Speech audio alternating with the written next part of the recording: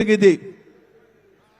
మరి అన్ని చూస్తే మైనార్టీ లీడర్షిప్ ని కూడా మనం మాట్లాడుకోవాలి. తెలుగుదేశం పార్టీలో తెలుగుదేశం పార్టీ అంటే మైనార్టీస్ అంటేనే తెలుగుదేశం పార్టీ. మనం అందరం చూస్తా ఉన్నాం. తెలుగుదేశం పార్టీలో ఉన్న ఎంతమంది మైనార్టీస్ ని మనం అందరం కూడా లోక్సభలో చూసాం, రాజ్యసభలో చూసాం, అసెంబ్లీలో చూసాం, కార్పొరేటర్లుగా చూసాం, జెడ్పీటీడీ చైర్మన్లుగా చూసాం. చంద్రబాబు నాయుడు గారు మైనార్టీస్ ని ప్రత్యేకంగా గుర్తించి ఉన్నత పదవుల్లో ఆయన ఏర్పాటు చేయడం జరిగింది. మైనార్టీస్ కి నాయకత్వం ఇవ్వడం జరిగింది.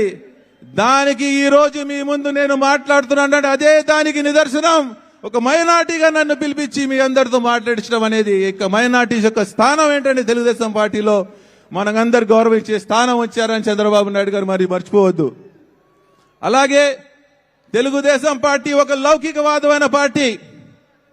మన పార్టీలో ఎక్కడైతే అన్యాయం జరుగుతుందో మనం అందరం అమరావతి రైతుల గురించి చూశాం.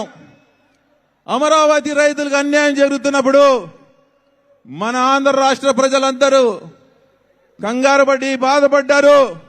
ఏ రకమైన ఈ జగన్మోహన్ రెడ్డి అమరావతిని మార్చేసి బిల్లుని ప్రవేశపెట్టి మన మైనార్టీ ఎమ్మెల్సీ చైర్మన్ గా ఉన్న షరీఫ్ గారిని ఒత్తిడి తీసుకొచ్చారు. మనం అందరం చూశాం.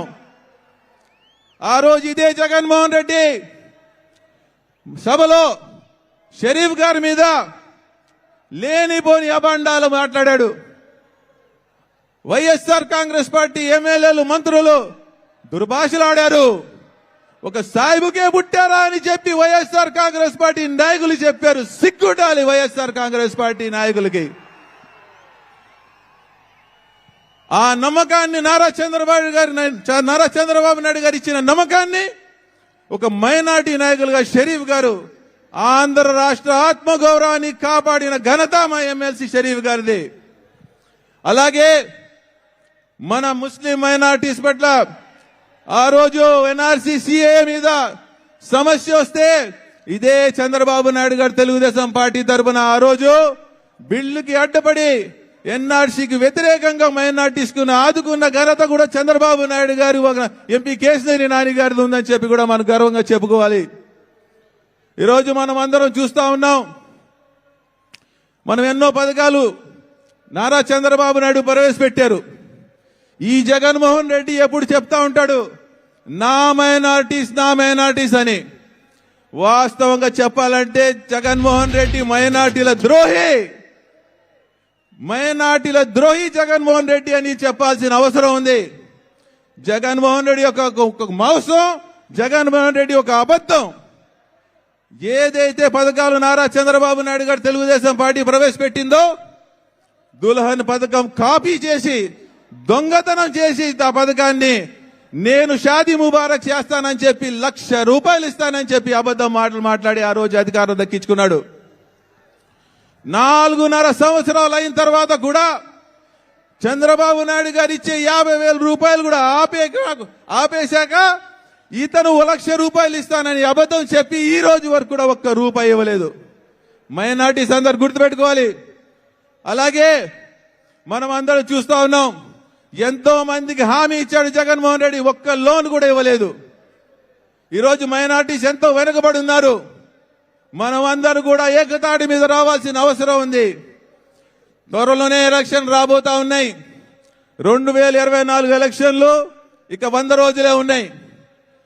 త్వరలోనే మనం అందరం కూడా ముస్లిం సోదరులందరూ కూడా రంజాన్ కూడా రాబోతుంది.